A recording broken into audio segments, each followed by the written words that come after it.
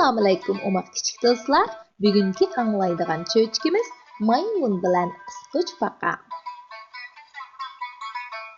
Maymun bir halı beditni tepib olib, endi yaydab turishiga yana bir mo'ndalakni ko'rib qoldi. Maymun endi qo'lini uzatib tutay deb turishiga, "Tart qo'lingni. Mening mo'ndaligimga chaqilg'uchi bo'lma" degan ovoz anglanibdi. Aslida qisqich baqa ana mo'ndalakni yutib olgan ekan. Maymunning bak yugisi kelib ketibdi. U halı beditni mo'ndalakka almashtirib ber desa, qisqich baqa unimabdi. Maymun "Mo'ndalak qo'rsoqqa kirib yo'qolib ketadi.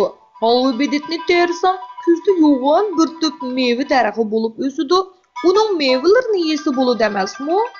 debdi. Qisqich baqa maymunning so'zining tog'lisi borligini his qilib, mo'ndalakni maymunga beribdi. Maymun xo'shalligidan taxlab ketibdi. Qisqich baqa uyga qaytgandan keyin halva beditni teribdi. Halva bedit nihoyat tezla big' chiqaribdi. Qisqich baqa bolalari bilan birga halva beditni parvish qilgach, "Big'lanib o'sgin tez parvish qilay, bo'lmasa yiltizing bilan yulib tashlay" deb naqsh aytibdi. Halva bedit buni anglab nihoyat tezda o'sib, cho'ng daraxtga aylanibdi. Qisqich baqalar yana "Yo'g'on daraxt bo'lib meva berib, xushol qil bizni, bo'lmasa o'tga silib qolaymiz seni" deb yana naqsh aytibdi. Halva bedit buni anglab nihoyat tezla chechaklab meva beribdi.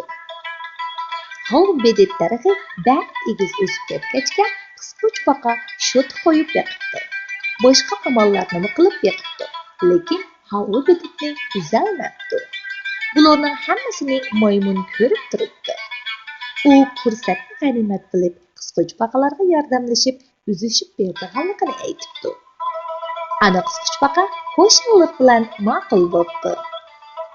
Maymun chaqqonlik bilan daraxtga yamishib chiqib, halva beditni uzib yeyishga boshlabdi. Yana yo'g'on bir xaltaga qochilib, uyga olib borib yemoqchi bo'ldi.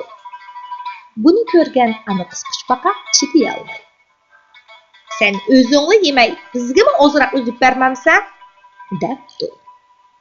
Maymun ma'qul bo'lib, yo'g'on ham to'ng halva beditdan birini uzib, ana qisqich baqaga qaratib etib, uni zaxmlantirib qo'yibdi.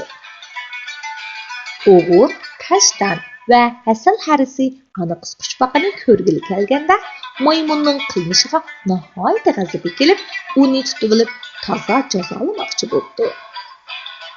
Maymunning uyida yo'qligidan foydalanib, kashtan kulning ichiga, hasal harisi idishning kayniga, o'g'ir to'g'risqa yuqibdi. Maymun qaytib ketdi. To'nglab qizirib ketgan kosasini mashga qoqlab isinmoqchi bo'ldi. Kashtan toza qizigan dungisini maymunning kassasiga tekkizgan ekan, maymun og'riqqa chidamay chirqirab ketibdi. Maymun darhol idishning ichiga kosasini chilab sovutay deb turishiga, idish ichidagi hasal harisi maymunning kassasini chaqib. Maymun uydan qochib chiqmoqchi bo'lib yugurgan ekan, o'g'ir to'g'risidan sakrab maymunning ustiga tushibdi. Maymunmu mijilib qolg'ay deb yolvurishga boshlabdi. Maymun qisqich baqaning uyiga kelib, uningdan afv so'rabdi va daraxtga yamishib chiqib, halva beditdan o'zib boshqalarga beribdi. Boshqalar uni kechiribdi. Shuningdan e'tiboran ular nihoyat do'stona birga yashabdi. Kichik do'stlar, bugungi cho'chkimiz shu yergacha. Alloh omonat.